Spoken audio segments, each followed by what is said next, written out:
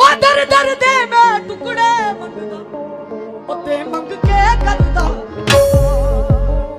Singers जिन्हें नल्ला समझकर reject कर दिया गया था, खुद ही को कर बुलंद इतना कि खुदा भी पूछे बंदे से कि बता तेरी रजा क्या है।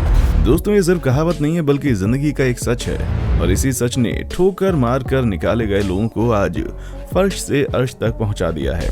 तभी तो आज अरिजीत सिंह की दर्द भरी आवाज हर किसी के जहन में गूंजा करती है, और जुबिन नौटियाल के दीवानों की कोई कमी नहीं है।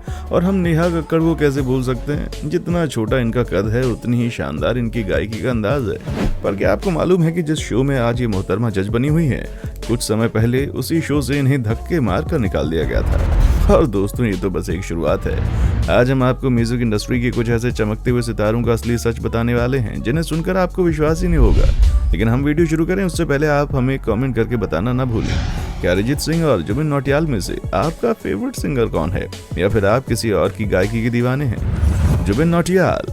दोस्तों, जब कलाकार अच्छा होता है तो लोग उसके काम को बहुत पसंद करते हैं, लेकिन जब कलाकार अच्छा दिखता है तो लोग उसके पीछे पागल हो जाते हैं। और यही हाल जुबिन नौटियाल का भी है, जिनके लंबे बालों वाली हेयर स्टाइल के पीछे करोड़ों लोग अपना दिल हार जाते हैं। और जब ये गाना गाते हैं तो लोग अपना सब कुछ भूलकर इनकी आवाज में खो जाते हैं। लेकिन इन जनाब की जिंदगी भी रिजेक्शन से शुरू हुई। रियलिटी शो एक्स फैक्टर के लिए ऑडिशन देने वाले जुबिन नौटियाल को अपने ऑडिशन के टाइम पर ही सोनू निगम ने रिजेक्ट कर दिया था। लेकिन रिजेक्शन और अपने अंदर पैदा हो रहे डाउट को पीछे छोड़कर इन्होंने मेहनत करने का निर्णय लिया और लगातार प्रैक्टिस करते रहे। जहां ये कई सारे गानों का स्क्रैच वर्जन गाने लग गए, लेकिन ये स्क्रैच वर्जन भी ऐसे गाते थे जैसे कि वो ओरिजिनल वर्जन हो। ऐसे ही जुबिन ने एक दिन शौकीन फिल्म का तेरी मेहरबानी गाने का स्क्रैच वर्जन गाया, जिसे जब फिल्म के हीरो अक्षय कुमार ने सुना तो वो पूरी तरह से हैरान रह गए कि कोई इंसान ओरिजिनल से भी अच्छा गाना कैसे गा सकता है। और इसीलिए इनसे गाने का ओरिजिनल वर्जन रिकॉर्ड करवाया गया। फिर धीरे धीरे इनकी गाड़ी चल पड़ी जब इन्होंने सोनाली केबल फिल्म में अपना गाना गाया, तो उसके बाद तो जुबिन ने रुकने का नाम ही नहीं लिया। और आज बहुत कम समय में इन्होंने बहुत बड़े बड़े सिंगर्स को टक्कर दे रखी है। नेहा कक्कड़। दोस्तों, हुनर इंसान को कहां से कहां पहुंचा देता है, इसका सबसे बड़ा उदाहरण हम नेहा कक्कड़ के रूप में देख सकते हैं। बचपन से ही जगरातों में गाना गाने वाली नेहा ने इंडियन आइडल में ऑडिशन दिया और इनका सिलेक्शन भी होगा, लेकिन जनता के कम वोट्स की वजह से इन्हें बहुत जल्दी ही शो से बाहर होना पड़ा। पर किस्मत का खेल देखिए, आज ये उसी शो में जज की कुर्सी संभालती हैं। नेहा कक्कड़ की फैमिली शुरू से ही जगरातों में गाना गाती आई है और बचपन से इन्होंने कई सारे जगरातों की शान भी बढ़ाई है। लेकिन म्यूजिक इंडस्ट्री में इन्हें बहुत सारी असफलताओं का सामना करना पड़ा।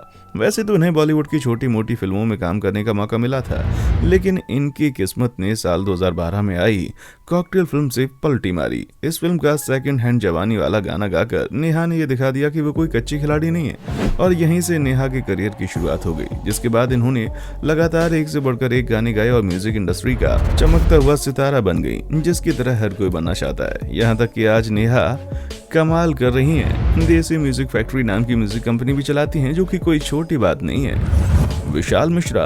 दोस्तों, रिजेक्शन एक ऐसी चीज है जो अच्छों की जिंदगी बर्बाद कर देती है, लेकिन कुछ लोग अपने रिजेक्शन को मोटिवेशन बनाकर दुनिया जीत लेते हैं, और उन्हीं में से एक नाम विशाल मिश्रा का है, जो कि बहुत ही कम उम्र में एक बेहतरीन सिंगर और कंपोजर के तौर पर मशहूर हैं। आपको बता दें कि विशाल ने सिंगिंग की दुनिया में अपना नाम बनाने के लिए सबसे पहले इंडियन आइडल सीजन 4 में अपना ऑडिशन दिया, लेकिन फिर इनको रिजेक्ट कर दिया गया और उसके बाद इन्होंने सीजन 6 में वापस से ऑडिशन दिया, जहां पर पहले राउंड में तो पास हो गए, पर दूसरे राउंड में पहुंचते इनका शो को टाटा बाय बाय इनको कहना पड़ा। इतना कुछ होने के बावजूद भी कोई बंदा घर बैठ जाता, लेकिन विशाल नहीं हारे और इन्होंने डीडी नेशनल के सिंगिंग रियलिटी शो भारत की शान सिंगिंग स्टार में न सिर्फ हिस्सा लिया बल्कि शो का विजेता भी बन गए।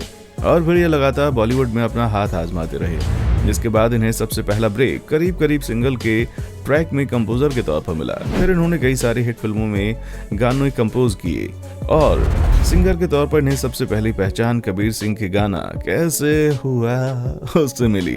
लोगों ने इनकी आवाज को इतना पसंद किया कि रातों रात स्टार बन गए।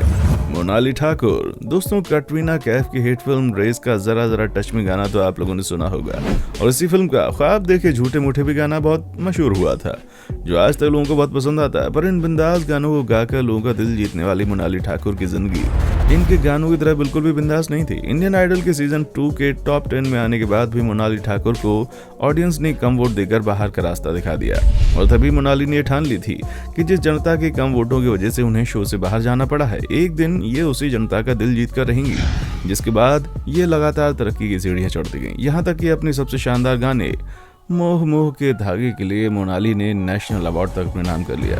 वैसे तो मोनाली का सिंगिंग करियर जानेमन फिल्म से ही शुरू हो गया था, लेकिन इनको सफलता तब मिली जब प्रीतम चक्रवर्ती ने इन्हें रेस फिल्म के गाने गाने का मौका दिया। और दोस्तों, ये मशहूर गायिका न सिर्फ एक बेहतरीन सिंगर हैं, बल्कि एक बहुत ही दरिया दिल इंसान भी हैं, जो कि अपनी कमाई का एक बहुत बड़ा हिस्सा बीमार लोगों को ठीक करने में लगाती हैं।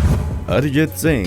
अब आते हैं सुरों के उस सरताज पर जिसका जिक्र किए बिना तो हमारी वीडियो पूरी नहीं हो सकती थी, क्योंकि दर्जनों गाने गाकर लोगों के जहन में अपनी जगह बनाने वाले अरिजीत सिंह को भी अपने करियर की शुरुआत में बहुत सारी नाकामियों का सामना करना पड़ा। आज इनकी आवाज़ भले ही हमारे दिलों को सुकून पहुंचाती है, लेकिन इनकी जिंदगी में मुश्किलें खड़ी करने वाले बहुत ही कम लोग थे। सोनी टीवी पर आने वाले शो फेम गुरुकुल के कंटेस्टेंट रह चुके अरिजीत सिंह कम वोटों के कारण टॉप 5 तक नहीं पहुंच पाए, परंतु शो में अरिजीत की आवाज संजय लीला भंसाली और शंकर महादेवन दोनों को ही बहुत पसंद आई थी। इसलिए दोनों ने ही एक एक करके अरिजीत सिंह को ब्रेक देने की कोशिश की। जहां अरिजीत को सबसे पहले शंकर महादेवन ने अपनी एल्बम हाई स्कूल म्यूजिक 2 के गाने आजा नचले में दिया, लेकिन वो गाना कुछ खास नहीं चला। जिसके बाद संजय लीला भंसाली ने रणबीर कपूर और सोनम कपूर की पहली फिल्म सांवरिया में अरिजीत की आवाज को पहचान देनी चाहिए, लेकिन बाद में फिल्म की स्क्रिप्ट में बदलाव हुआ और अरिजीत सिंह के गाने को ही फिल्म से निकाल दिया गया।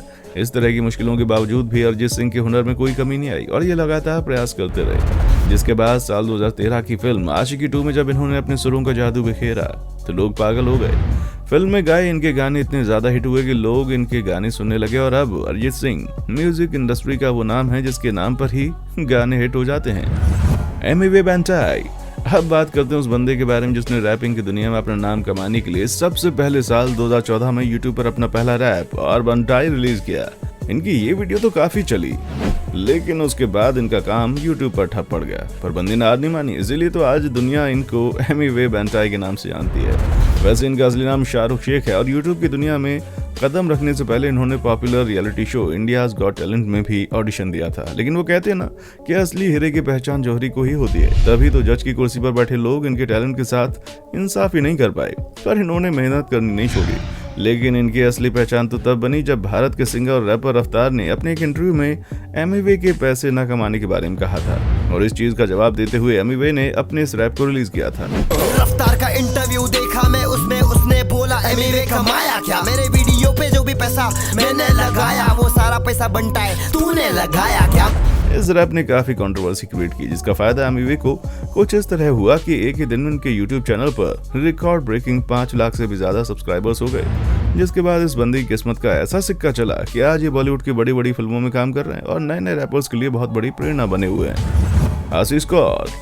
जब इंसान आगे बढ़ता है तो कोई भी मुश्किल बड़ी नहीं होती, तभी तो 5 साल की छोटी सी उम्र से अपनी मधुर आवाज का जादू चलाने वाले आशीष कौर की मीठी आवाज में गाई गई गुरबानी तो सबने सुनी होगी, पर इतनी प्यारी आवाज होने के बावजूद इन्हें इंडियन आइडल के ऑडिशन राउंड से ही बाहर का रास्ता दिखा दिया गया था। पर उन्हें पता था कि इनके अंदर कूट कूट कर टैलेंट भरा हुआ है, तभी तो ऑडिशन से बाहर होने के बावजूद अजीज ने हार नहीं मानी और इन्होंने पंजाबी सिंगिंग रियलिटी शो आवाज पंजाब दी में पार्टिसिपेट किया। जिसके बाद इनका कॉन्फिडेंस इतना ज्यादा बढ़ गया कि ये अपने सपनों को पूरा करने के लिए पानीपत छोड़कर मुंबई आ गई। जिसके बाद इन्हें तमंचे मूवी में अपना पहला गाना रिकॉर्ड करने का मौका मिला। और अब तो हाल ये है कि इनकी मधुर आवाज की वजह से सोशल मीडिया पर बहुत ही ज्यादा ये फेमस है और बड़ी बड़ी फिल्मों में अपनी आवाज का जादू बिखेर रही हैं।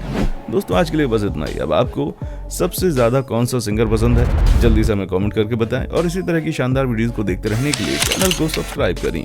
देखने के लिए शुक्रिया। दोस्तों, आपकी स्क्रीन पे 2 और वीडियोस दिख रही हैं, जिसे देखने के लिए आप इस स्क्रीन पर क्लिक करें। दोनों देखिएगा, बहुत अच्छी वीडियो बनी है।